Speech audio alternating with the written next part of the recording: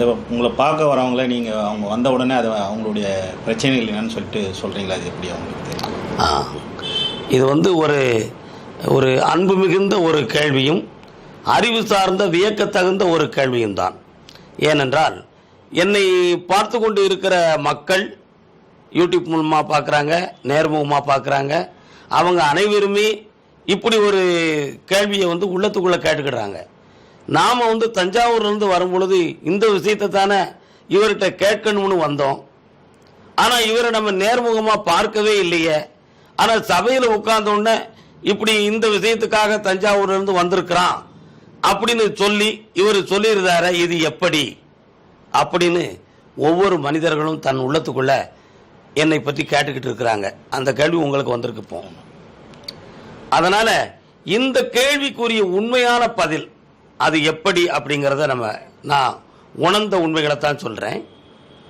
எந்த மனிதன் மூலமாகவும் யார் மூலமாகவும் எந்த ஒரு விஷயத்தையும் நான் முதல்ல தெரிந்து கொள்ள விரும்புவதில்லை. முதல்ல அதே மாதிரி அடுத்து என்னை தேடி வந்திருக்கக்கூடிய மக்களை நான் அந்த சபையில் உட்காரக்கூடிய நேரத்தில் மட்டும்தான் சந்திக்கிறேன். அதுக்கு முன்னால் நான் யாரையுமே சந்திக்கிறதில்லை. ஏம்னா இவர் முன்னக்கூட்டியே அவங்கள்ட்ட பேசிக்கிட்டு இருந்து அவங்க மூலமாக இவங்க விஷயத்தை தெரிஞ்சுக்கிட்டு இவர் சொல்லுதாரு அப்படின்னு இந்த கலியுகத்தை பொறுத்தவரை மக்கள் கண்டிப்பாக சிந்திப்பாங்க. அந்த சிந்தனைக்கெல்லாம் இடம் கொடுத்துடக்கூடாது என்பதற்காக நான் எப்பொழுதும் என்னுடைய மனதை பக்குவப்படுத்தி நான் வணங்குகிற தெய்வத்தின் மீது என் மனதை செலுத்துகிறேன். அந்த மனதை செலுத்துகிறேன் என்ற ஒரு வார்த்தைக்குள்ளதான் இந்த விஷயங்களே இருக்கு. ஒரு மனிதன் வாரான், அது எப்படிங்கிற ஒரு உண்மையை சொல்லும்பொழுது ஒரு மனிதன் உட்கார்ந்த உடனே 15 வருடங்களுக்கு முன்பு உன்னுடைய சொந்த பந்தங்களில் ஒரு மாபெரும் வெட்டுக்குத்தான பிரச்சனைகள் ஒரு பெரிய சண்டை உன்னுடைய இடங்களெல்லாம் உனக்கு கிடைக்காமல் நீ இப்பொழுது வேதனைப்பட்டு கொண்டிருக்கிறாய்னு 13 ஆண்டுகளுக்கு முன்பு நடந்த ஒரு விஷயத்தை சொல்லி அவனை மெய்ப்பிக்கிறோம். அந்த செய்தி எனக்கு எப்படி கிடைத்தது? அது அவன் எண்ணத்தில் இருந்ததா? அது அவனுடைய எண்ணத்தின் மூலம் பிரதிபலித்தது தானா? அப்படி என்றால் இன்ன பெயர் உடையவன் தான் இதை உனக்கு செய்தான், இந்த தகராறு நடந்ததுன்னு நம்ம சொல்றோம். இந்த செய்தி எனக்கு கிடைக்கி, இதெல்லாம் எனக்கு எப்படி கிடைக்கிறது அப்படி என்றால் எனக்கு அசரீரியாக வார்த்தைகள் என் செவியில் விழுகிறது.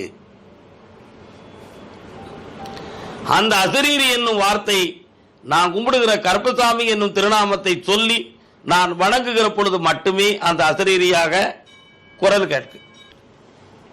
ஆனால் அந்த குரல் கேட்பதோடு மட்டுமில்லை, யாரை பற்றி கேட்கிறோமோ அவன் வாழ்க்கையில் நடந்து கொண்டிருக்கிற அத்தனையும் காட்சியாக கண்களுக்கு தெரிகிறது, செய்தியாக செவிகளுக்குள் விழுகிறது.